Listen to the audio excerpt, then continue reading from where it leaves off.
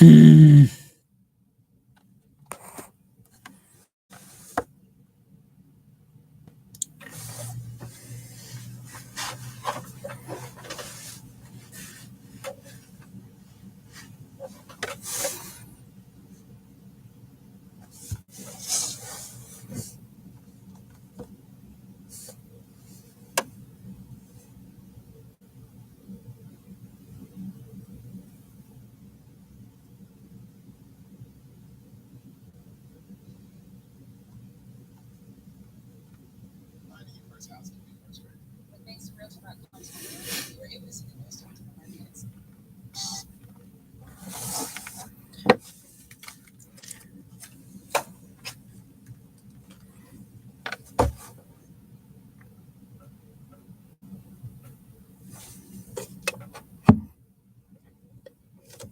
Hey.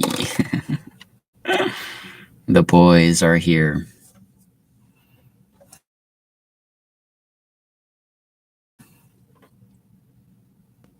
Let's get some Hagrids in the chat. Let's get some likes going.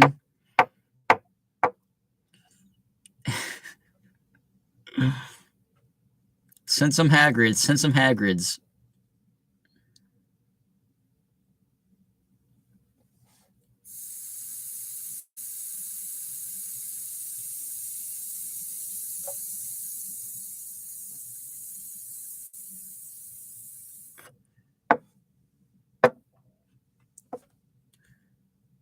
I ripped this thing so hard.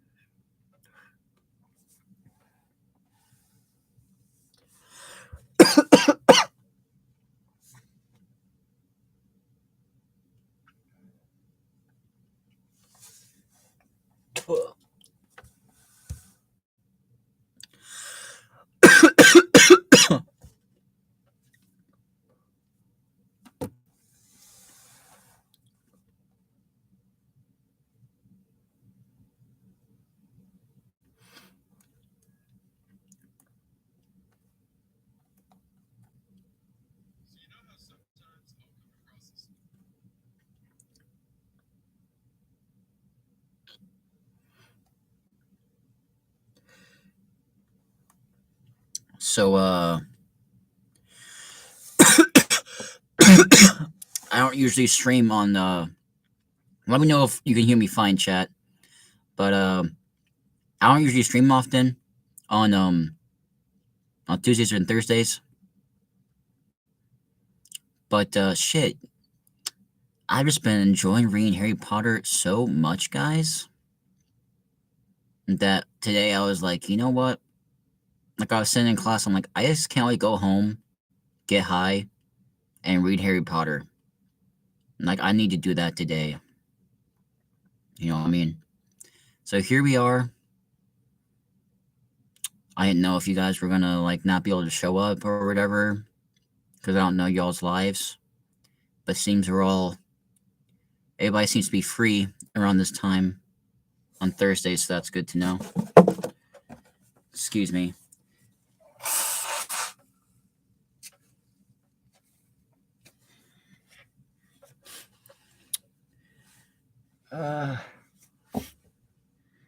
My nose runs when I smoke. But, yeah. That's why we're here. In case anybody was wondering.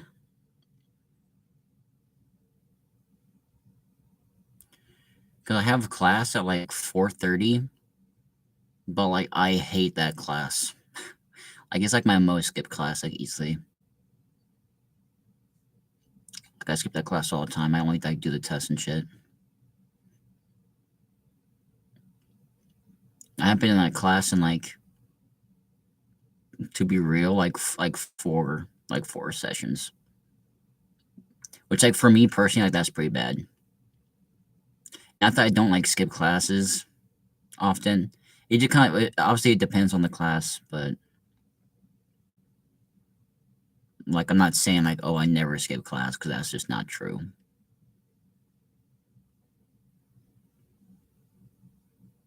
I know. Shred hates that class. I think I always hear him talking about not going to that class.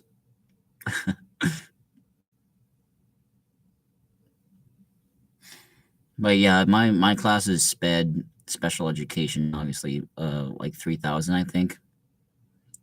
And like I'm taking like higher special ed classes than that one. Like, I just came back from a 3,100 class, but this class, like the 3,000 class, is like nothing compared to like the other sped classes I've had to take. Like it's hard, and it's like she just really like hand like not like hands on isn't the right word, but she just like really takes it like super seriously. Which as a saying like it's like obviously you should take your job seriously, but like this woman's like she's like I want you to have like you all have a binder. Like one day she was like everybody bring a binder, and obviously I didn't bring a binder because I couldn't afford it to buy a binder. But anyway, so we go to the class, and she's like, by the end of the year, like I want you to put like all your notes, like every single thing that you get back, like in this thing, in like this binder, everything that you print out for this class, like everything goes in here. And at the end of the year, you're gonna like turn it into me, and like I'm gonna like grade it. Like I'm gonna like actually like I'm actually gonna see if like you were actually doing anything in this class. You know what I mean? So it's like, yeah, I have notes from that class, but it's like, do I have enough to like make it look substantial to what it probably like should be? Like, no, I don't. But I have like a lot of shit like printed out. So whenever like May comes or whatever, like the last few days of school, and I gotta turn that shit in, like I'm gonna be like looking up like all this crazy shit to put in the binder, as well as like forging like shit. I probably shouldn't say that on a live stream, but whatever. It's school. Everybody does it. Everybody does what they gotta do to pass. Not just some stupid class. Maybe I'm putting this as a private. Maybe I'm making this a private live stream.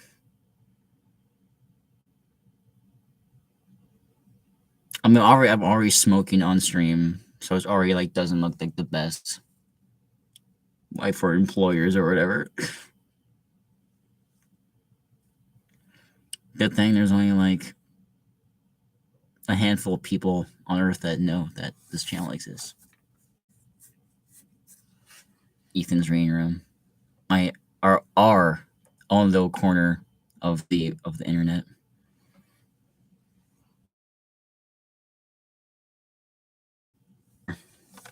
I bring on guests, but just YouTube is just like the worst place to stream, unfortunately. And like I don't think that I can do it like on at least like now with like my current hardware.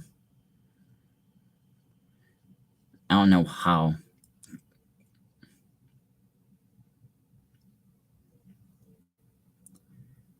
I'm of the mind that like we should have like literally like Star Trek technology by now, or at least like something like it. Because like 100%. Obviously, who am I to say this? But like I feel it's 100% fact that like what our governments are showing us, like what our governments show us, which they're saying technology, like what we are actually capable of, is like exponential. Because like they want to obviously for money like reasons, like they're not going to actually like give us like and for I mean also I'm also just like you're telling me uh-oh my my stream might be going down. Well, let me know if you guys can still hear me. I'm getting some notifications that I'm about to disconnect, but what the fuck was I just saying? Oh yeah, like for example, I'm like ever since I was a little kid, I was like there's no way you're telling me like an iPhone that doesn't need to be recharged is like impossible. Like you're telling me that you can't give me a phone that doesn't need to be charged. You know what I'm saying? Like there's I refuse to believe it that the technology does not exist to give us a cell phone that does not need to be charged. Yeah. Anyway, but yeah, that's my little rant about technology.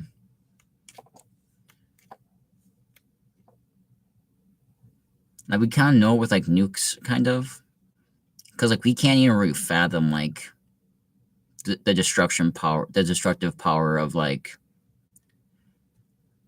like the latest nuke that they made up because they don't exaggerate nuke number like that kind of shit numbers because they want to like intimidate other nations and just like people in general. But restraining that technology from us is how they keep us like more docile and more like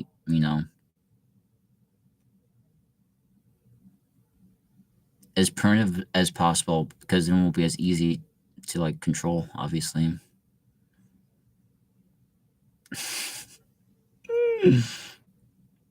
Am I right or am I right? Potter chat. The Potter chat. Potter gang. Oh my god. I'm never saying that ever again. I apologize.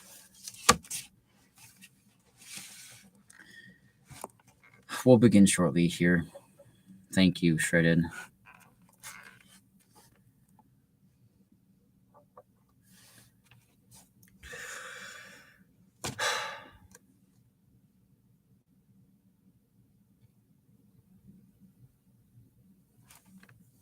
So excited to read this.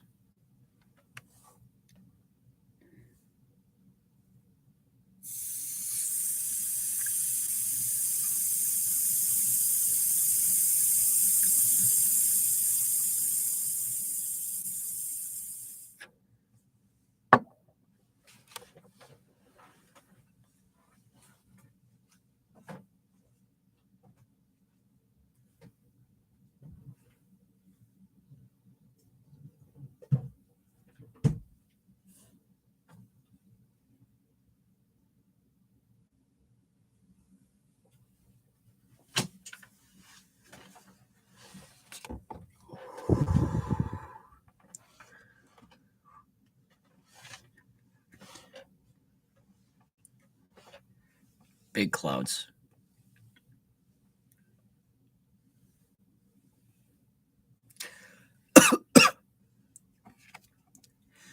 We were the biggest clouds in the book club. Isn't that right, chat?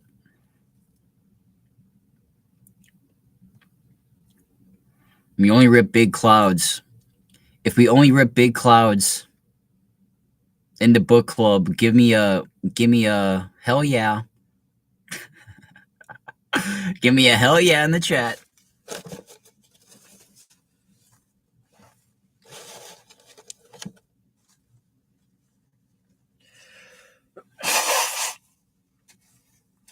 Oh god.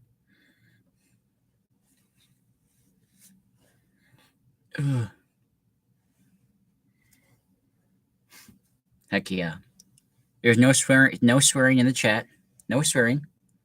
Austin 316. Bro, he's coming to WrestleMania, bro. That shit's hype as fuck. Too bad he's fighting this dude that I hate. I can't remember his name ever. But yeah, he's fighting that dude. He's coming back. I'm like, yo, what the fuck? This stream brought to you by Mountain Dew.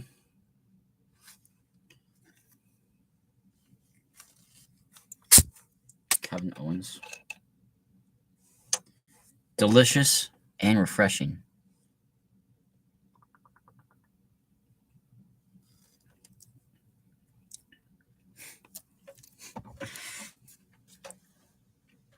I've become a sellout for Pepsi. Everybody has a price, okay? Every man has his price.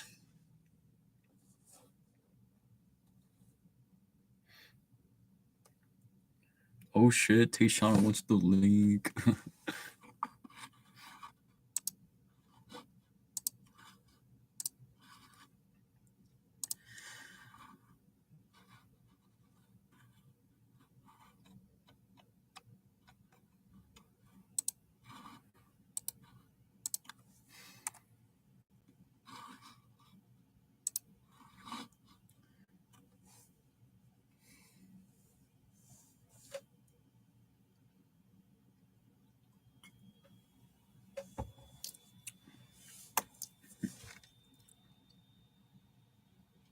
ever since I started smoking before the show, they've been like a lot more fun, I feel.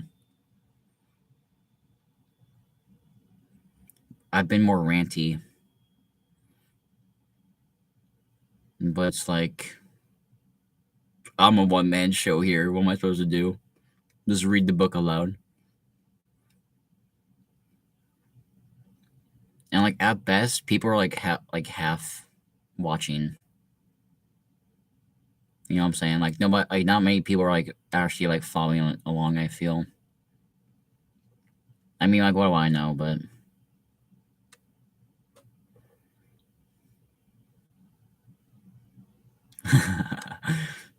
pretty much, pretty much.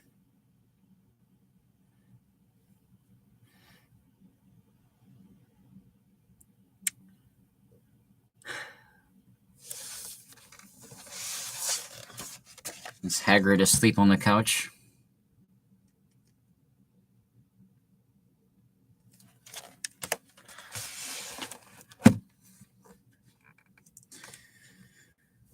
In this chapter, we finally get to see like the magic world, the wizarding world for the first time.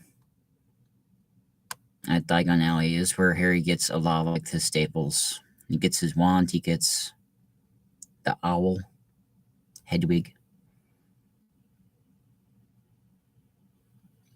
And what else he get? He gets Newt Scamander's Fantastic Beasts and Where to Find Them. Required reading. We're all freshmen apparently. I don't know. Because like the idea of that movie, like on its face, is kind of like interesting. Because like like this wizard that like was that wrote a book from like the first that Harry read in this first year of Hogwarts about like beasts or whatever. And, like on its face is like, oh, that yeah, I guess like he's like hunting like monsters. I guess that'd be pretty cool. And like they just completely like make it the most uninteresting, like boring, like sissy, like vanilla like shit like you've ever seen.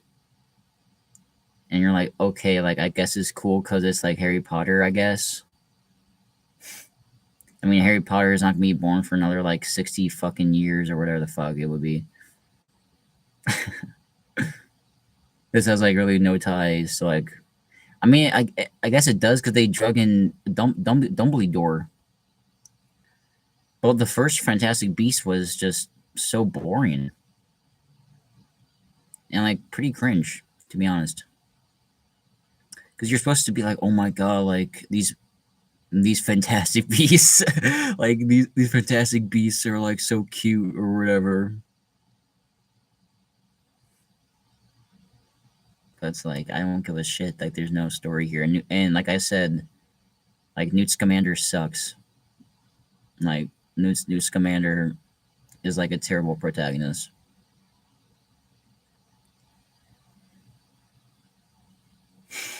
I thought that the second one was more interesting because like it did drag in Dumbledore. However, I don't remember like at all like what happened, like what the plot was. Like I have no idea.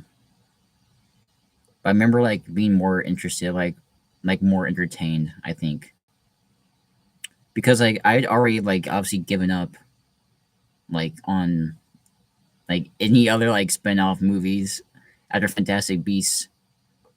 But then they made a sequel to Fantastic Beasts. What was it even called? Dude, I have no idea what Fantastic Beasts 2 was called. No idea. I had no idea. And I've read every Harry Potter book like multiple times, seen every movie multiple times. It was just called Fantastic Beasts 2? Okay. Damn, okay, well, I guess I was right. But like the new one is called like Fantastic Beasts 3, like the crimes of Grindelwald. It sounds so stupid. The Crimes of Grindelwald, is that what it's called? That's so stupid, dude. Oh my god. Harry Potter. Ah, that's why like such a relief that I have like the book in front of me. Like the original text is in like American fight. Bruh, I've been reading this shit. I'm like, this is something like way more English than I remember it to be. Like this is like English all over it. Like even like the way that's like written, like grammatically, not as in like the different spelling of the words, like just like how like it's like written.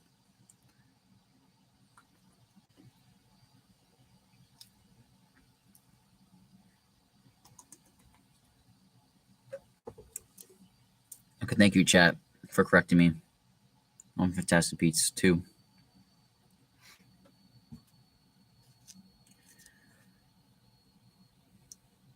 I'd like to welcome Tayshawn to the stream. We're on chapter 5. I'll give a little recap of. I'm sure you're familiar. Everybody's familiar. I'm coming at this as everybody's familiar with. Yeah, welcome to the Potter gang. Let's go. But I'm assuming everybody's familiar with like Harry Potter in general. Whenever I'm like discussing it, but yeah. So we've learned that of Harry's origins, obviously. But what we know about his death so far is just that like Voldemort just like vanished. Like people are like, what the fuck even happened to him? Like, did he die? I don't know. He's like was never seen again. Like that's as far as like we know. And like obviously like the thing on his forehead. And he lives with the Dursleys underneath the stairs. He can talk to snakes. This is like I'm just capping off all like the major shit that you need to know.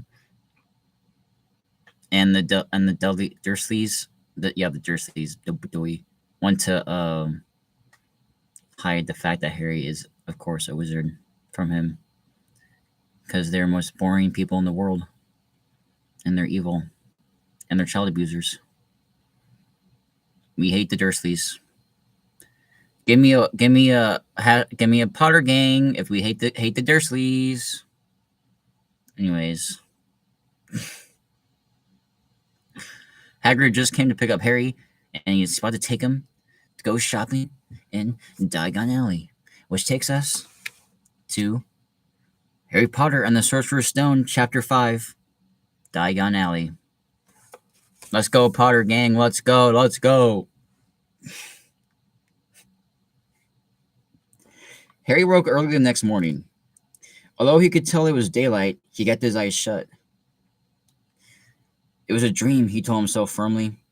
I dreamed a giant called Hagrid came to tell me I was going to a school for wizards. When I open my eyes, I'll be at home in my cupboard. There was suddenly a loud tapping noise. And there's Aunt Petunia knocking on the door, he thought, his heart sinking. But he still didn't open his eyes. It had been such a good dream. Tap, tap, tap. All right, Harry mumbled. I'm getting up. He sat up and Hagrid's heavy coat fell off him. The hut was full of sunlight. The storm was over. Hagrid himself was asleep on the collapsed sofa, and there was an owl wrapping its claw on the window, a newspaper held in its beak. Guys, can we just acknowledge how much of a dream, like the idea of like getting your letter from Hogwarts is to you as a kid? Not maybe not to like you guys like personally, but like overall as like the fantasy of it. Because like, bro, I remember being as a kid and I was like if I ever went to Hogwarts, like, oh my god, like it'd be like it with like if I went to Hogwarts and like I was like with all the boys, I just like learning magic and be able to like do magic with like all these hotties around. I had to take these stupid classes, but like they're like crazy magic classes and like hone my skills and be like a badass wizard. What's up, Jesse? Bro, that'd be amazing. That would be amazing. Like that's every boy's dream is to get his letter from Hogwarts. And every girl's dream too, I'm sure. Cause bro, you see the movies and you're just like, bro, if it was me and my friends like at Hogwarts, like that'd be like the best years of my life. because they're here for 7 years. That's quite a long time.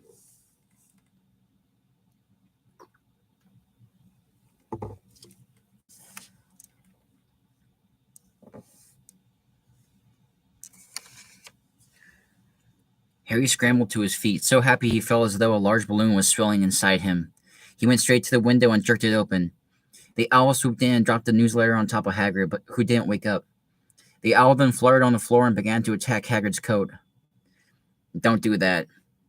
Harry tried to wave the owl out of the way, but it snapped its beak fiercely at him and carried on savaging the coat. Hagrid, said Harry loudly, there's an owl. Pay him, Hagrid groaned on the sofa. What? He wants paying for delivering the paper. Look in the pockets. Hagrid's coat seemed to be made of nothing but pockets. Bunches of keys, slug pelts, balls of string, mint humbugs, tea bags.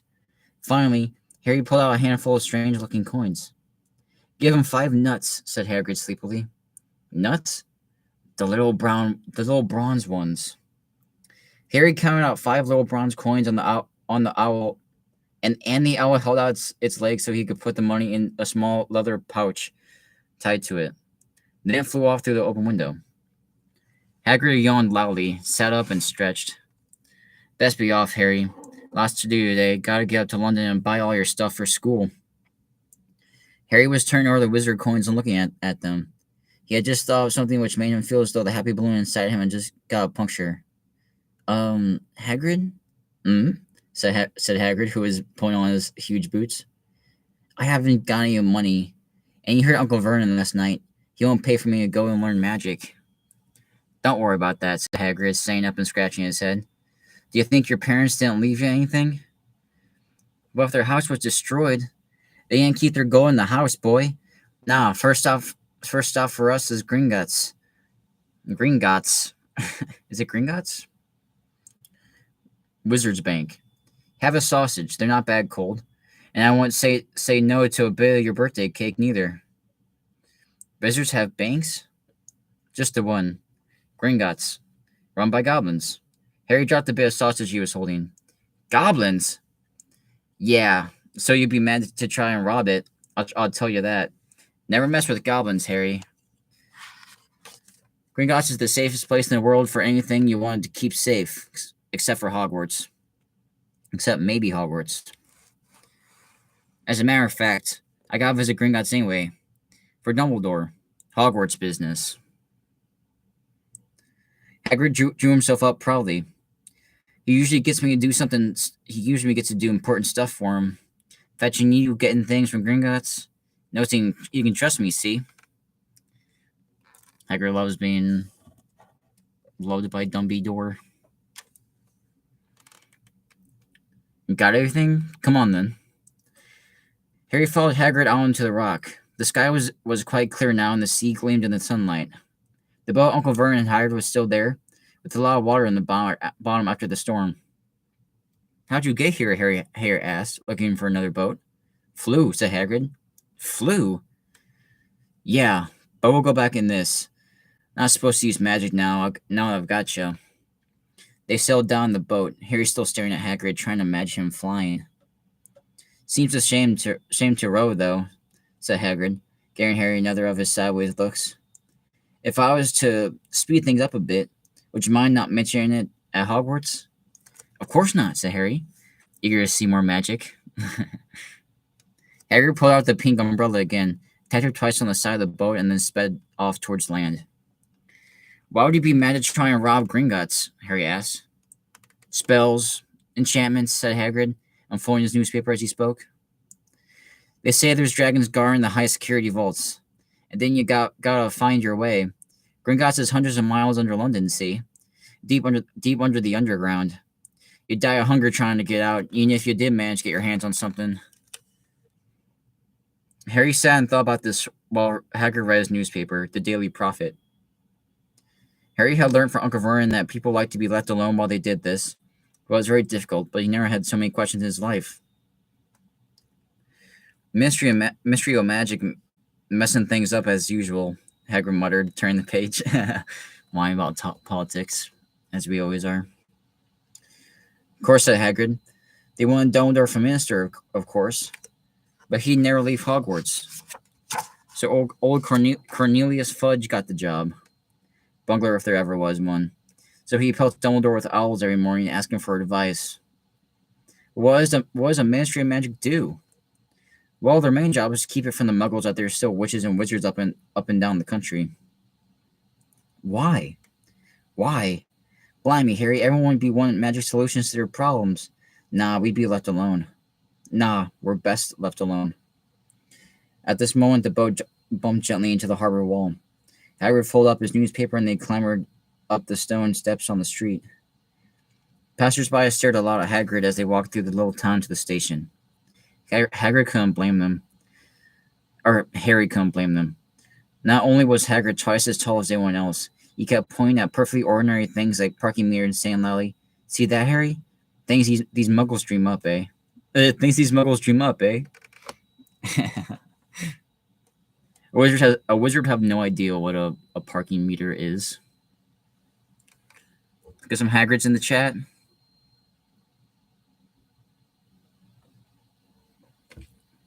Sponsored by delicious Mountain Dew.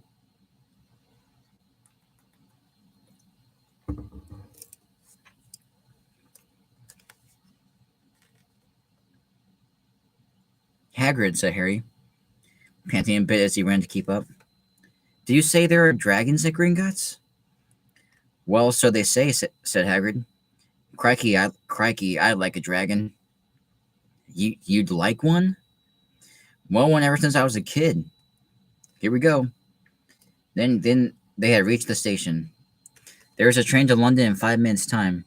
Hagrid, who didn't understand muggle money, as he called it, gave the notes to Harry so he could buy their tickets.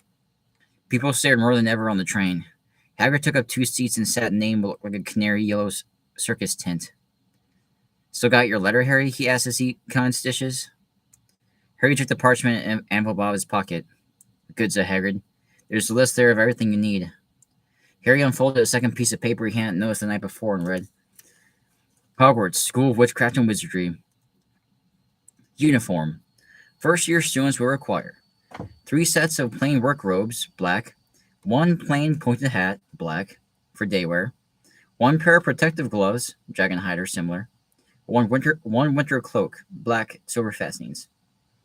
Please note that all people's clothes should carry name tags." So, like, it's kind of hard for us to imagine because they didn't, like, rewear them in the movies, but, like, they're wearing, like witches and wizards hats. Like, the students are. Like, I always assume, like, Professor McGonagall is wearing one. But, like, the students also have to wear them, too. At least the first years do.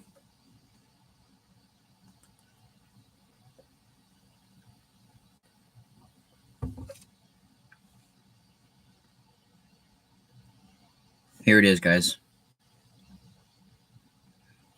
Set books. All students should have a copy of each of the following: the Standard Book of Spells, the Standard Book of Spells, Grade 1, by Miranda Goshawk, A History of Magic by Batilda Bagshot, Magical Theory by Adalbert Waffling, A Beginner's Guide to Transfiguration by Emmerich Switch. Transfiguration is probably like a really hard class. 1,000 Magical Herbs and Fungi by Philodospore. Magical Drafts and Potions by Arsenius Jigger. Here it is. Fantastic Beasts and Where to Find Them by Newt Scamander. The Dark Forces, A Guide to Self-Protection by Quentin Tribble. Wolf, we made a movie off that, guys. Other equipment: 1 wand, 1 cauldron, pewter, standard size 2, 1 set glass or crystal phials, 1 telescope, 1 set brass scales. 1 set of brass scales, whatever. Students may also bring an owl, or a cat, or a toad. Parents are reminded that first years are not allowed their own broomsticks. Damn. Can we buy all this in London? Harry wondered aloud. If you know where to go, said Hagrid. Harry had never been to London before. Although Hagrid seemed to know where he was going, He was obviously not used to getting there in an ordinary way. He got stuck in the ticket barrier on the underground, and complained loudly that the seats were too small and trains too slow. I don't know how the Muggles managed without magic, he said as they climbed a broken down escalator which led up to a bustling road lined with shops. Hagrid was so large that he parted the crowd easily. All Harry had to do was keep close behind him. They passed bookshops and music stores, hamburger bars and cinemas, but nowhere but nowhere that looked as if it could sell you a magical wand. A magic wand. This was just an ordinary street full of ordinary people. Could there really be piles of wizard gold buried miles beneath them? Were there really shops that sold spell books and broomsticks? Might this not all be some huge joke that the Dursleys had cooked up? If Harry hadn't known that the Dursleys had no sense of humor, he might have thought so. Yet somehow, even though everything Hagrid had told him so far was unbelievable, Harry couldn't help trusting him. "This is it," said Hagrid, coming to a halt. "The Leaky Cauldron. It's a famous place." It was a tiny, grubby-looking pub. If Hagrid hadn't pointed it out, Harry wouldn't have noticed it was there. The people hurrying by didn't glance at it. Their eyes slid from the big bookshop on one side of the record shop on the other as if they couldn't see the Leaky Cauldron at all. In fact, Harry had the most peculiar feeling that only he and Hagrid could see it. Before he could mention this, Hagrid had steered him inside.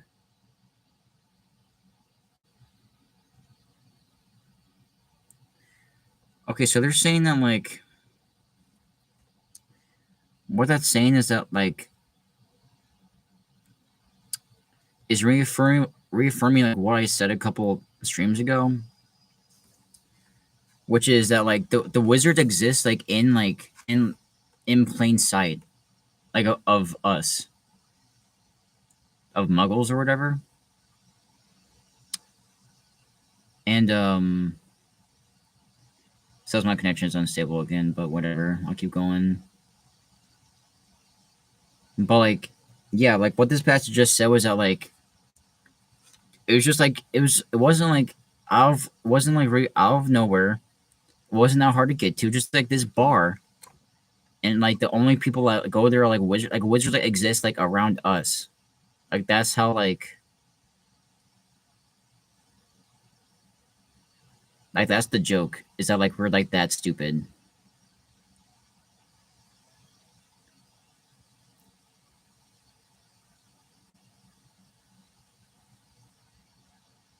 Like an allegory for the futility of man. I love JK Rowling. She's a genius.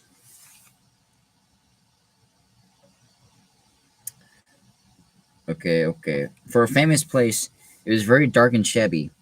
A few old women were sitting in a corner drinking tiny glasses of sherry. One of them was smoking a long pipe. The little man in a top hat was talking to the old barman, who was quite bald and looked like a gummy walnut. The low buzz of chatter stopped when they walked in. Everyone seemed to know Hagrid. They waved and smiled at him, and the barman reached for a glass, saying, "The usual Hagrid?" "Can't, Tom. I'm on Hogwarts business," said Hagrid, clapping his great hand on Harry's shoulder and making Harry's knees buckle. "Good Lord," said the barman, peering at Harry. Can this be?" The Leaky Cauldron had suddenly gone completely still and silent. "Bless my soul," whispered the old barman. "Harry Potter. What an honor." He hurried out from behind the bar, rushed towards Harry and seized his hands, tears in his eyes. "Welcome back, Mr. Potter. Welcome back." Harry didn't know what to say. Everyone was looking at him. The old woman with a pipe was puffing on without realizing it had gone out. Hagrid was beaming. What a moment, like, in time, dude. Like, if this didn't reaffirm enough the fact of like how famous Harry Potter is to like the whole world, to the wizarding world or whatever, at least, like this one shows it. Like, this is crazy.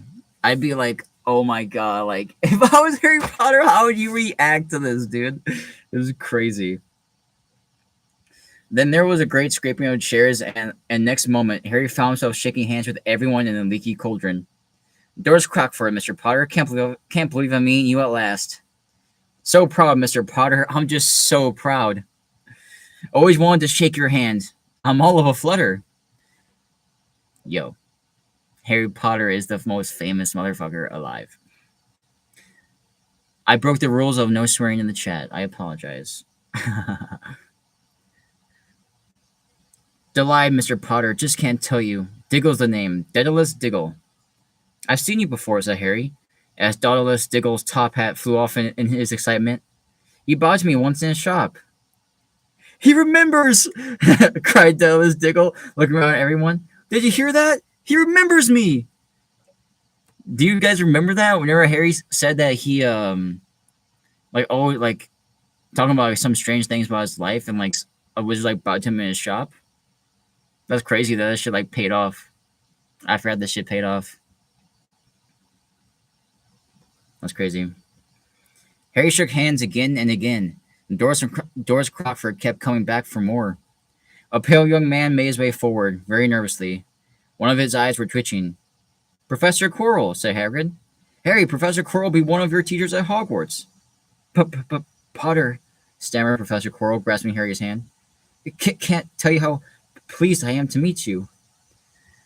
What sort of magic do you teach, Professor Quirrell? Defense against the dark arts, muttered Professor Quirrell, as though he'd rather not think about it. Not that you need it, eh, Potter? He laughed nervously. Should be getting all your equipment, I suppose. I've got to pick up a new book on vampires myself. He looked terrified at the thought. Alright, so our first introduction to the first defense against the dark arts teacher ever in the series. And I won't spoil it, but okay. I'm gonna say it big. I can't already get away, but yeah. He comes off as a coward. He's coming off as a real coward right now. We're supposed to be kind of like unique. Because like all the defense against the dark arts teachers are like unique throughout the books. Like I kind of remember this guy like the least. So I'm kind of excited to read some of his characterization. He is the Cowardly Lion. I miss the Cowardly Lion. Moment of silence for the Wizard of Oz.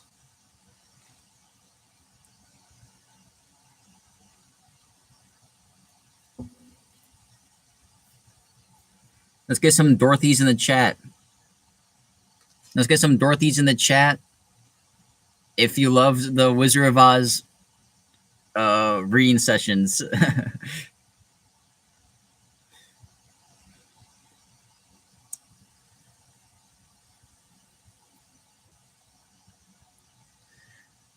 But the others wouldn't let Professor Quirrell keep Harry to himself.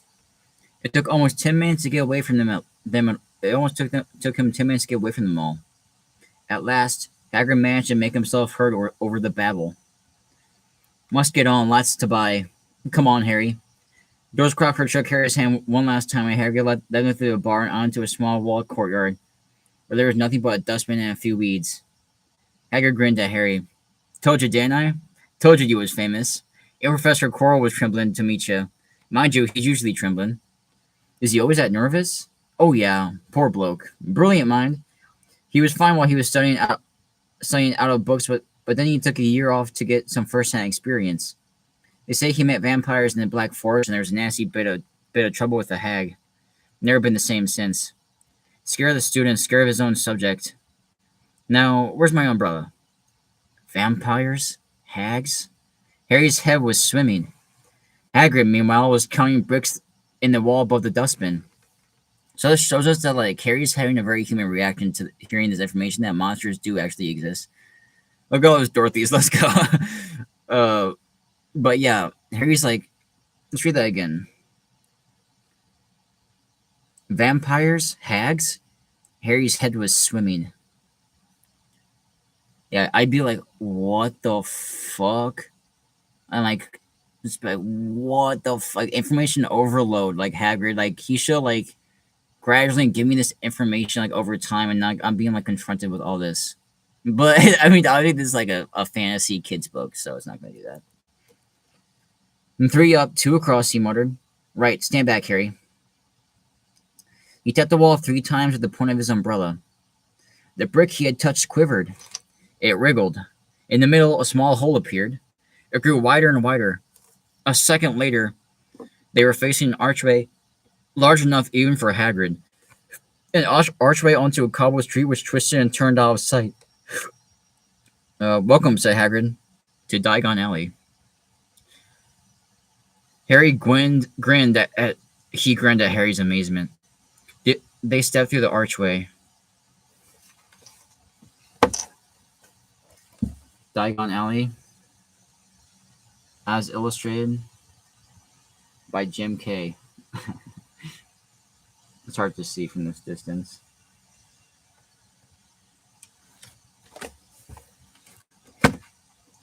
Harry looked quickly over his shoulder and saw the archway shrink instantly back into a solid wall.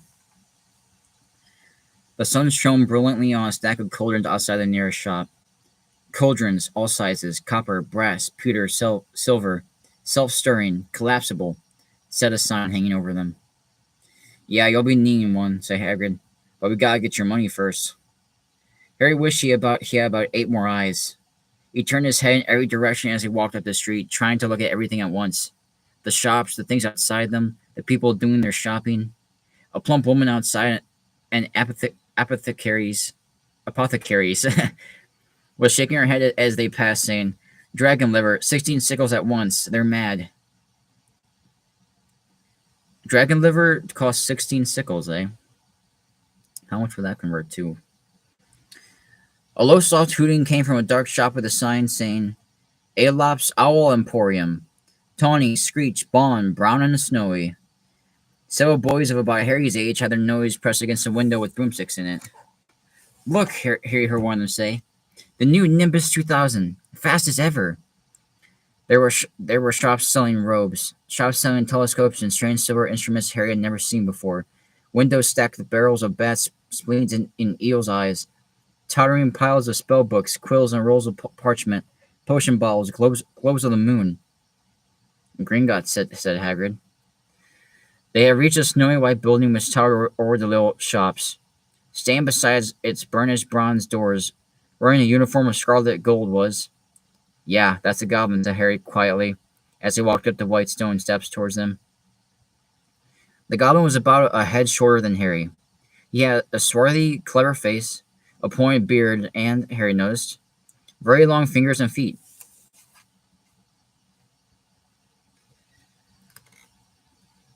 He bowed as they walked inside. Now they were facing a second pair of doors, silver this time, with words engraved upon them. Enter, stranger, but take heed of what awaits the sin of greed. For those who take but do not earn must pay most clearly in their return. In their turn. So if you seek beneath our floors a treasure that was never yours, thief, you have been warned, beware of finding more than treasure there. Like I said, you'd be mad to try and rob it, said Hagrid. A pair of goblins bowed them through the silver doors, and they were in a vast marble hall. About 100 more goblins were sitting on high stools behind a long counter, scribbling in large ledgers, weighing coins on brass scales, examining precious stones through eyeglasses. There were too many doors to count leaning off the hall, and yet more goblins were showing people in and out of these. Hagrid and Harry made for the counter. Morning, said Hagrid to a free goblin. We've come to take some money out of Mr. Harry Potter's safe. You have his key, sir? I got it here somewhere, said Hagrid, and he started emptying his pockets onto the counter, scattering a handful of moldy dog biscuits over the goblin's book of numbers. The goblin wrinkled its nose. Harry watched the goblin on their right weighing a pile of rubies as big as glowing coals. Got it, said Hagrid at last, holding up a tiny golden key. The goblin looked at it closely. That seems to be in order. And I've also got a letter here from Professor Dumbledore, said Hagrid importantly, throwing out his chest. It's about the you-know-what in Vault 713. The goblin read the letter carefully. Very well, he said, handing it back to Hagrid. I'll have someone take you down to both vaults. Griphook. Griphook was yet another goblin. Once Hagrid had crammed all the dog biscuits back inside his pockets, he and Harry followed Griphook towards one of the doors leading off the hall. What's the you-know-what in Vault 713? Harry asked. Can't tell you that, said Hagrid mysteriously. Very secret. Hogwarts business. Dumbledore trusts me. More my job's worth to tell you. Job's worth to tell you that. Griphook held the doors open for them. Harry, who had expected more marble, was surprised. They were in a narrow stone passageway lit with flaming torches. It sloped steeply downwards, and there were little railway tracks on the floor. Griphook whistled, and a small car came hurling up the track towards them. They climbed in, Hagrid with some difficulty, and were off. At first, they were just hurling through a maze of twisting passages. Harry tried to remember. Left, right, left, middle fork, right, left, but it was impossible. The rallying cart seemed to know its own way, but Griphook wasn't steering. Harry's eyes stung as the cold air rushed past them, but he kept them wide open. Once he thought he saw a burst of fire at the end of a passage and twisted around to see if it was a dragon, but too late.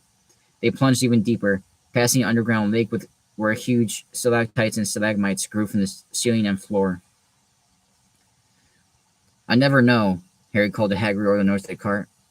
What's the difference between a stalagmite and a stalactite? Stalagmite's got an M in it, said Hagrid. And don't ask me more questions just now. I think I'm going to be sick. Very green, and when the cart stopped at last beside a small door in the passage wall, Harry got out and had to lean against the wall to stop his knees trembling. Griphook unlocked the door. A lot of the green smoke came billowing out, and as it cleared, Harry gasped. There were mounds of gold coins, columns of silver, heaps of little bronze nuts. All yours, smiled Hagrid. All Harry's? It was incredible. The Dursleys couldn't have known about this, or they have had it from him faster than blinking. How often had they complained about how much Harry cost them to keep? And all the time there had been a small fortune belonging to him, buried deep under London. Hagrid helped Harry pile some of it into a bag. The gold ones are galleons, he explained. 17 silver nickels to a galleon and 29 nuts to a sickle. It's easy enough. Right, that should be enough for a couple of terms. We'll keep the rest safe for you. He turned to Griphook. Vault 713 now, please. And can we go more slowly? One speed only, said Griphook. They're going even deeper now and gathering speed. The air became colder and colder as they hurled right around tight corners. That makes it feel more realistic. Like imagining it like actually getting colder as you're getting like deeper down to this cavern. They went rallying over an underground ravine, and Harry leant over the side to try and see what was down at the dark bottom, but Hagrid groaned and pulled him back by the scruff of his neck. Vault 713 had no keyhole. Stand back, said Griphook importantly. He stroked the door gently with one of his long fingers and simply melted away. If anyone but a Gringotts goblin tried that, they'd be sucked through the door and trapped in there, said Griphook. How often do you try to see if anyone's inside? Harry asked. About once every 10 years, said Griphook, with a rather nasty grin. Something really extraordinary had to be inside this top security vault, Harry was sure, and he leant forward eagerly, expecting to see fabulous jewels at the very least, but at first he thought it was empty. Then he noticed a grubby little package wrapped up in brown paper lying on the floor. Hagrid picked it up and tucked it deep inside his coat. Harry longed to know what it was, but knew better than to ask. Come on, back in this infernal cart, and don't talk to me on the way back. It's best if I keep my mouth shut, said Hagrid. All right, I'm going to read that again. If anybody's not listening, because this line is important with like the main storyline of this book. Harry is entering the vault. At first, he thought it was empty. Then he noticed a grubby little package wrapped up in brown paper lying on the floor.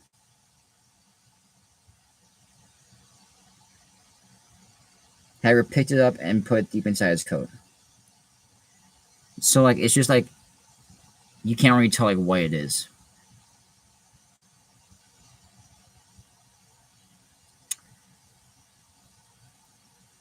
But like, is it like a box? But it says package wrapped in paper. So like, I don't know. But right. What could it be, guys? What could that package be? One wild car ride later, they stood blinking in the sunlight outside Gringotts. Harry didn't know where to run first now that he had a bag full of money. He didn't have to know how many gallons there were to a pound to know that he was holding more money than he had in his whole life. More money than even Dudley had ever had. Might as well get your uniform, said Hagrid, nodding towards Madam Malkin's robe for all occasions. Listen, Harry, would you mind if I slipped off for a bit to pick me up for a pick me up in the leaky cauldron? I hate them Gringotts cards. He did still look a bit sick. So Harry entered Madame Malkin's shop alone, feeling nervous. Madame Malkin was a squat, smiling witch dressed in all mauve. I'm stupid. I can't pronounce it. Hogwarts, dear, she said when Harry was starting to speak. Got the lot here. Another young man being fitted up just now. In fact, in the back of the shop, a boy with a pale, pointed face was standing on a footstool while a second witch pinned up his long black robes. Madame Malkin stood Harry on a stool next to him, slipped a long robe over his head, and began to pin it to the right length. Hello, said the boy. Hogwarts too? Yes, said Harry. My father's next door buying my wands, and my mother's up the street looking at wands, said the boy. He had a bored, drawling face. Here's that boy.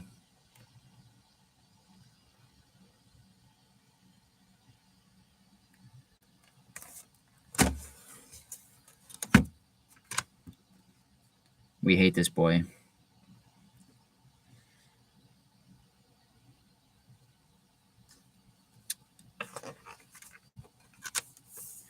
Then I'm going to drag them off to look at racing brooms.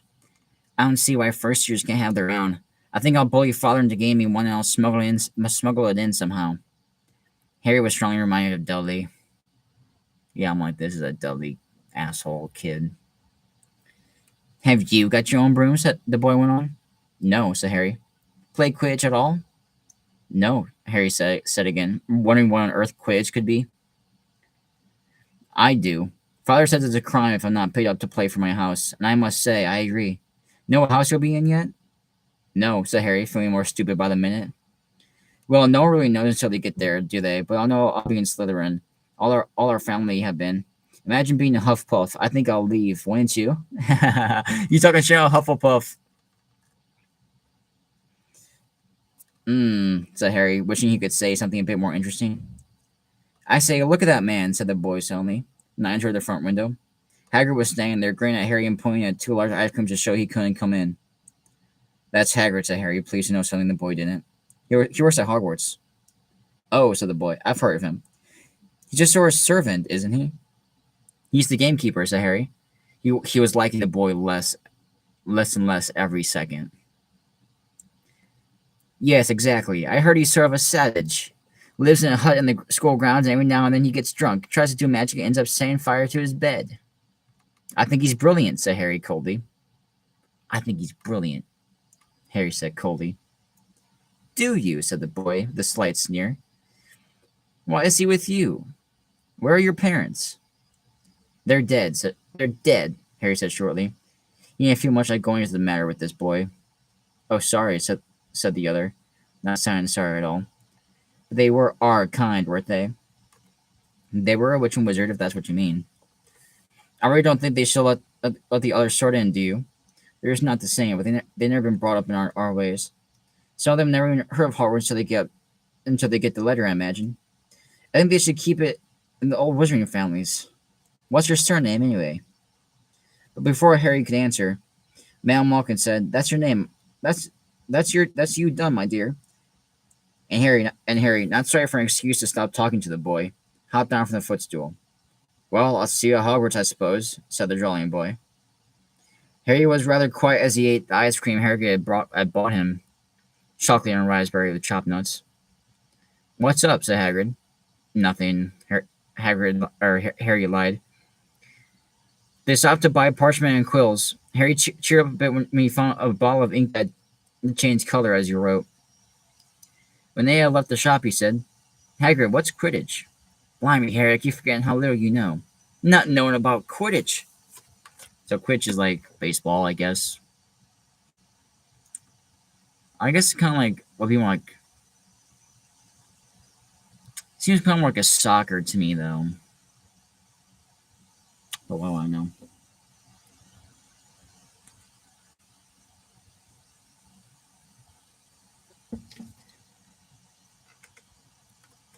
Plus, like, isn't soccer more like common in Europe? So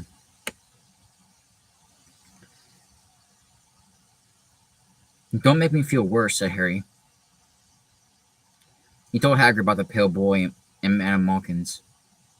"And he said people from Muggle families shouldn't even be allowed in. You're not from a Muggle family. If he'd known who you were, he'd grown up knowing your name if his parents are wizard folk. You saw him in the Leaky Cauldron. Anyway, what does he know about it? Some of the best magic I ever saw were the only ones with magic in them in the line of Muggles. Look at your mom. That's what she had for look what she had for her sister." "So what is Quidditch?" "It's our sport, wizard sport. It's like football in the Muggle world. Everyone follows Quidditch. Played up in the air on broomsticks, and there's four balls. Sort of hard to explain the rules." "And what are Slytherin and Hufflepuff?" "Schoolhouses. There's four. Everyone says Hufflepuff are a lot of duffers, but I bet I'm in Hufflepuff," said Harry gloomily. "Better Hufflepuff than Slytherin," said Hagrid darkly. "There's not a single witch or wizard who went bad who wasn't in Slytherin. You know who was one. You know who was at Hogwarts?"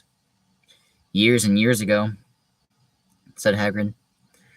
They bought Harry's school books in a shop called Flourish and Blots, where the shelves were stacked to the ceiling with books as large as paving stones bound in leather. Books the size of postage stamps and covers of silk. Books full of peculiar symbols and a few books with nothing in them at all. Even Dudley, who never read anything, would have been wild to get his hands on some of these. Hagrid almost had to drag Harry away from the curses and counter curses. Bewitch your friends and befuddle your enemies. With delays, revenges, hair loss, jelly legs, tongue tying, and much, much more. By Professor Vindicus Viridian. I was trying to find out how to curse Dudley. I'm not saying that's not a good idea, but you're not to use magic in the Muggle world except in very special circumstances, said Hagrid. And anyway, you couldn't work any of them curses yet. You'll need a lot more study before you can get to that level. Hagrid won't let Harry buy a solid cauldron either. It says Peter on your list, but they got a nice set of skills for weighing potion ingredients and a collapsible brass telescope. Then they visited the apothecaries, which was fascinating enough to make up for its horrible smell. A mixture of bad eggs and rotted cabbages. Barrels of slimy stuff stood on the floor, jaws of herbs, dried roots, and bright powders lined the walls. And bundles of feathers, strings of fangs, and snarled claws hung from the ceiling. While Hagrid asked the man behind the counter for a supply of some basic potion ingredients for Harry, Harry himself examined silver unicorn horns at 21 galleons each, and minuscule, glittery black beetle eyes, 5 nuts a scoop. Outside the apothecary, Hagrid checked Harry's list again. Just your wand left. Oh yeah, I saw got you a birthday present. Harry felt himself go red. You don't have to. I know I don't have to. Tell you what, I'll get your animal. Not a toad. Toads went out of fashion years ago. You'd be laughed at. And I don't like cats. They make me sneeze. I'll get you an owl. All the kids want owls. They're dead useful. Can carry your post and everything. 20 minutes later, they left Iloft's Owl Emporium, which had been dark and full of rustling and flickering. Jewel bright eyes. Harry, now carrying a large cage which held a beautiful snowy owl, fast asleep with her head under her wing. She couldn't stop He couldn't stop stammering at his thanks, sounding just like Professor Quirrell. "Don't mention it," said Hagrid gruffly. "Don't expect you've had a lot of presents from the Dursleys. Just Ollivanders left now. Only place for wands, Ollivanders. And you gotta have the best wand." A magic wand. This is what Harry had been really looking forward to. This is so epic. I wish that I had a wand. The last shop was narrow and shabby. Peeling gold letters from the door read Ollivanders, makers of fine wands since 3082 BC. Oh my god. These people around before Christ. A single wand lay on a faded purple cushion in the dusty window. A tinkling bell rang somewhere in the depths of the shop as they stepped inside. It was a shiny place, empty except for a single spindly chair which Hagrid sat on to wait. Hagrid felt strangely as though he had entered a very strict library. He swallowed a lot of new questions which had occurred to him, and looked inside at the thousands of narrow boxes piled neatly right up to the ceiling. For some reason, the back of his neck prickled. The very dust and silence in here seemed to tingle with some secret magic. "Good afternoon," said a soft voice. Harry jumped. Hagrid must have jumped too, because there was a loud crunching noise as he got quickly off the spindly chair. An old man was standing before them, his wide, pale eyes shining like moons through the gloom of the shop. "Hello," said Harry awkwardly. "Ah, yes," said the man. "Yes, yes. I thought I'd be seeing you soon. Harry Potter." It wasn't a question. "You have your mother's eyes. It seems only yesterday she was in here herself buying her first wand. And 10 1/4 inches long, swishy, made of willow. Nice wand for charm work." It was made of willow, it seems. Mr. Ollivander moved closer to Harry. Harry wished he would blink. Those silvery eyes were a bit creepy. "Your father, on the other hand, favored a mahogany wand, 11 inches, pliable. A little more power and excellent for transfiguration. Well, I say your father favored it. It's really the wand that chooses the wizard, of course." Mr. Ollivander had come so close that he and Harry were almost nose to nose. Harry could see himself reflected in those misty eyes. "And that's where—" Mr. Ollivander touched a lightning scar on Harry's forehead with a long, white finger. "I'm sorry to say I sold the wand that did it," he said softly. 13.5 inches. You. Powerful wand. Very powerful. And in the wrong hands. What if I'd known what the wand was going out into the world to do?" He shook his head, and then, to Harry's relief, spotted Hagrid. Rubius Hagrid, how nice to see you again. Oh, 16 inches. Rather bendy, wasn't it?" "It was, sir, yes," said Hagrid. "Good wand, that one. But suppose they snapped it in half when you got expelled," said Mr. Ollivander, suddenly stern. Yes, they did, yes," said Hagrid, shuffling his feet. "I also got the pieces, though," he added brightly. "But she won't use them?" said Ollivander sharply. "Oh, no, sir," said Hagrid quickly. Harry noticed he gripped his pink umbrella very tightly as he spoke. Said Mr. Ollivander, giving Hagrid a piercing look. "Well, now, Mr. Potter, let me see." He pulled a long tape measure with silver markings out of his pocket.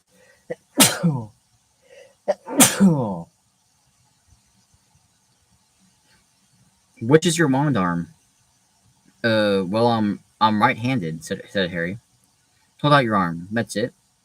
He measured Harry from shoulder to finger, then wrist to elbow, shoulder to floor, knee to armpit, and round his head.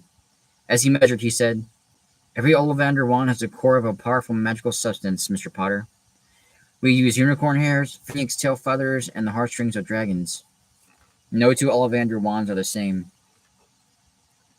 Just as no two unicorns, dragons, or phoenixes are quite the same.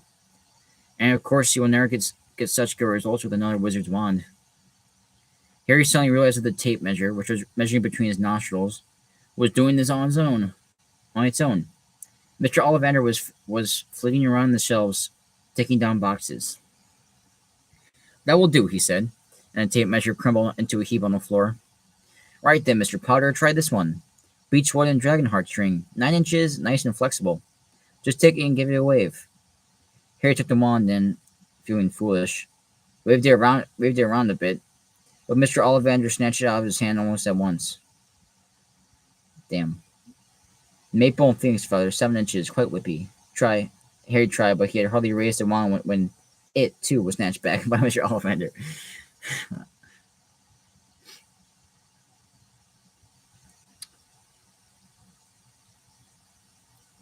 No, no, here. Ebony and unicorn hair, 8.5 inches, springy. Go on, try it out. Harry tried, and tried. He had no idea what Mr. Ollivander was waiting for. The pile of tried wands was mounting higher and higher on the springy chair. The more wands Mr. Ollivander pulled from the shelves, the happier he seemed to become. Tricky customer, eh? Not to worry, we'll find a perfect match here somewhere. I wonder now. Yes, why not? Unusual combination. Holly and Phoenix feather, 11 inches, nice and supple. Harry took the wand. He felt a sudden warmth in his fingers. He raised the wand above his head and brought it swishing down through the dusty air, and a stream of red and gold sparks shot from the end like a firework, throwing dancing spots of light onto the walls. Hagrid whooped and clapped, and Mr. Ollivander cried, "Oh, bravo! Yes, indeed! Oh, very good! Well, well, how curious! How very curious!" He put Harry's wand back into its box and wrapped it in brown paper, still muttering, "Curious, curious." "Sorry," said Harry, "but what's so curious?"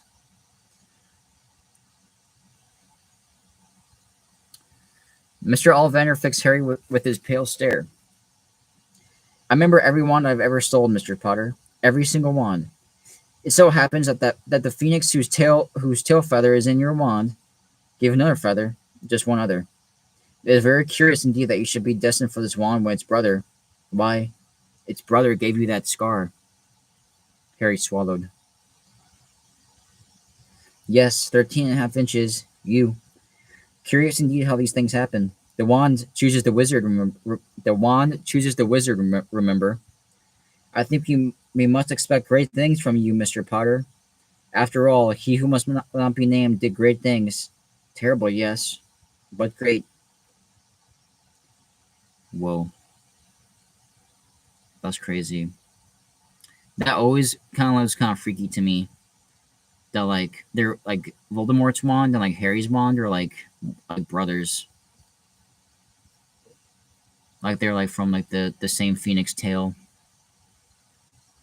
Isn't that crazy, chat? Isn't that insane? Harry shivered. He wasn't sure he liked Mr. Ollivander too much. He paid 7 gold galleons for his wand, and Mr. Ollivander bought them from his shop. The late afternoon sun hung low in the sky as Harry and Hagrid made their way back down Diagon Alley, back through the wall, back through the leaky cauldron, now empty. Harry didn't speak at all as they walked down the road. He didn't even notice how much people were gawping at them in the underground, laden as they were with all their funny-shaped packages. With the sleeping snowy owl in Harry's lap. Up another elevator, out into Paddington Station. Harry only realized where they were when Hagrid tapped him on the shoulder. "Got time for a bite to eat before your train leaves," he said. He bought Harry a hamburger, and they sat down on plastic seats to eat them. Harry kept looking around. Everything looked so strange somehow. "You all right, Harry? You're very quiet," said Hagrid. Harry wasn't sure he could explain. He just had the best birthday of his life, and yet he chewed his hamburger, trying to find the words. "Everyone thinks I'm special," he said at last. "All those people at the leaky cauldron, Professor Quirrell, Mr. Ollivander, but I don't know anything about magic at all. How can they expect great things? I'm famous and I can't even remember what I'm famous for. I don't know what happened when the night my parents died." Hagrid leant across the table. Behind the wild beard and eyebrows, she wore a very kind smile. "Don't you worry, Harry. You'll learn fast enough. Everyone starts at the beginning at Hogwarts. You'll be just fine. Just be yourself. I know it's hard. You've been singled out, and that's always hard. But you'll have a great time at Hogwarts. I did, and still do, as a matter of fact. Hagrid helped Harry on the train that would take him back to the Dursleys, then handed him an envelope. Your ticket for Hogwarts, he said. 1st of September, King's Cross. It's only your ticket. Any problems with the Dursleys, send me a letter with your owl. She'll know where to find me. See you soon, Harry. The train pulled out of the station. Harry wanted to watch Hagrid until he was out of sight. He rose into his seat and pressed his nose against the window. But he blinked, and Hagrid had gone. Thus ends the chapter. Thus ends chapter 5. But let me just say that if I was Harry, so what we just read just now, is Hagrid dropping Harry off back at the Dursleys, and being like, be at King's Cross or whatever on this date.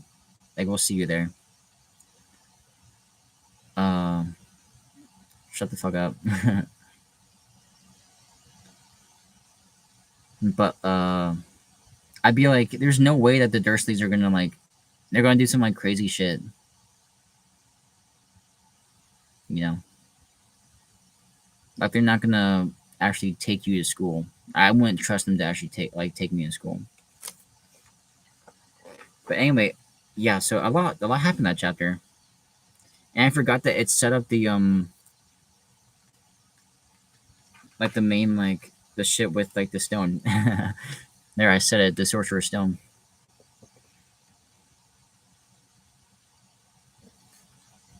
What?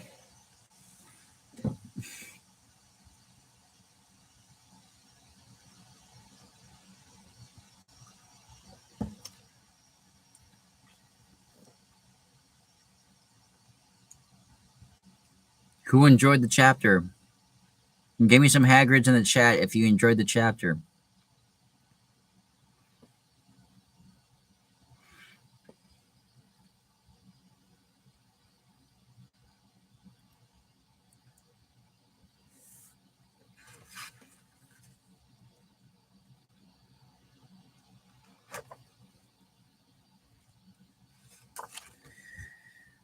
We get to Hogwarts next chapter, guys. Hogwarts, Hogwarts, Hogwarts, Hogwarts. Let's go.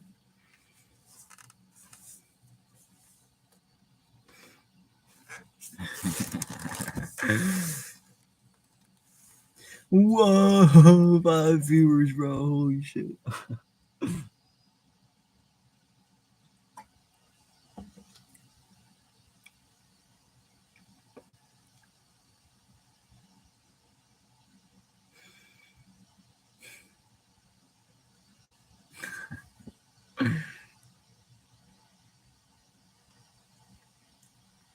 Well, what did you guys think? That chapter was insane.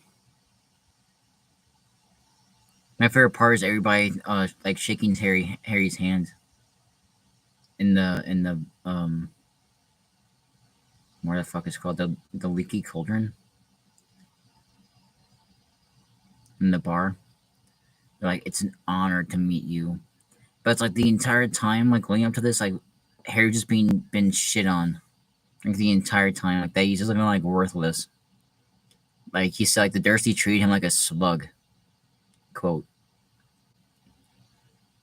He's something that they couldn't understand, like a slug, I believe is the direct quote. And here he is, and it's just imagine these books are some of the best insert yourself into it. Being Harry, I'd be like, I'm the boy who lived. You know, I'm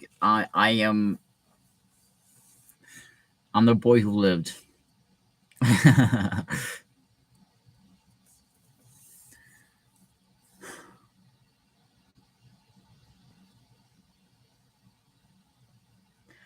Yeah, Rowling goes out of her way a lot to describe everything.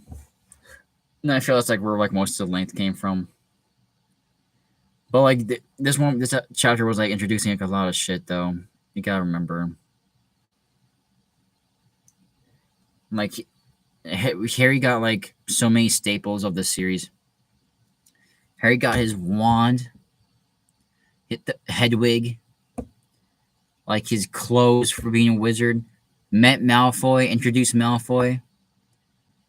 the concept of the Sorcerer's Stone being in the bank or whatever.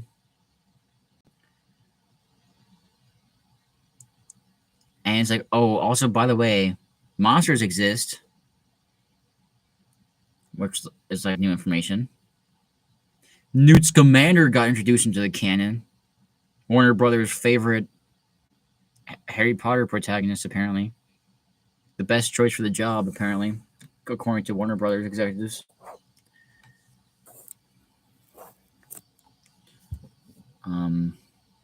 Shit. What else got introduced? A lot of shit. A lot of shit. Dragons too. Yeah, Hagrid's like want to have a dragon, which is going to go somewhere later in the book. Or he's like, I want a dragon. You're like, what? Yeah, Norbert.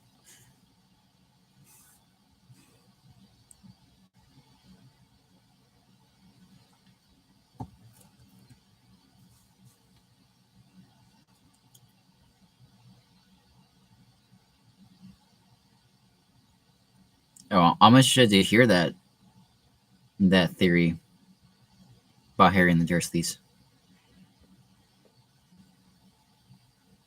I'm way down for some Harry Potter fan theories. But yeah, we got Hedwig. I always liked Hedwig. Hedwig was always cool to me.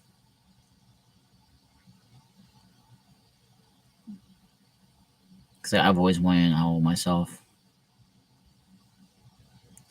But I even know like what I'll name my owl. Yeah, merch is coming out on Friday for the Potter gang. There's a sale. Donate to the Patreon. Houdini.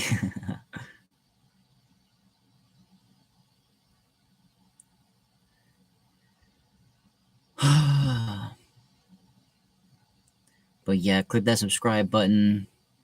Hit that. Turn on those bell notifications.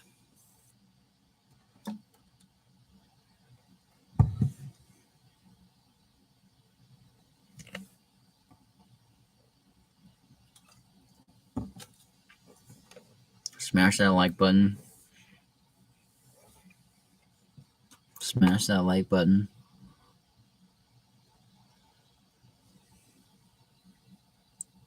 Smash it. Anything else that we want to say here? There's just so much that we could discuss about this chapter. Already, Malfoy is a douche.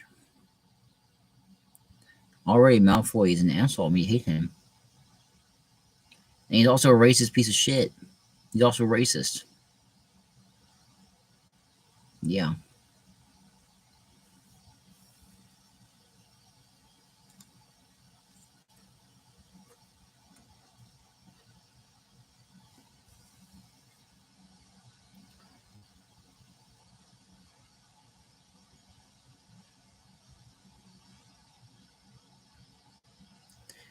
Why does it even have to do it like their blood, though? No, it's like it's like. So what? I can't do magic. It's like fuck you. Like how you ain't different from me. But that really is kind of like, oh, like you must feel like such a piece of shit if like, like I'd be so pissed if like one of my siblings like had magic and I didn't. I feel like a piece of like worthless garbage. I'd be like, I'm not magical, but like they are. I'd be like, they're special and I'm not special. I'm just like normal. You know, I'm just like nothing. That'd be so terrible. That'd be so terrible. I'd cry. Especially if I was well my sister. I'm like, how the fuck did she get magic powers and I'm not magic, you know? I'm like, what the fuck is going on here?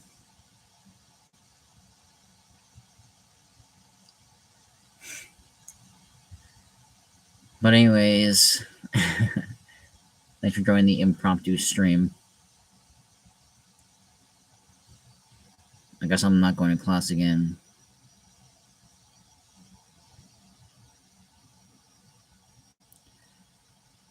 Bruh. Next time, chapter 6. And we get to Hogwarts and we meet Hermione and Ronnie Boy. Take the train. It'll be a good time. It'll be a good trip. Hope to see you all on the train to Hogwarts next stream.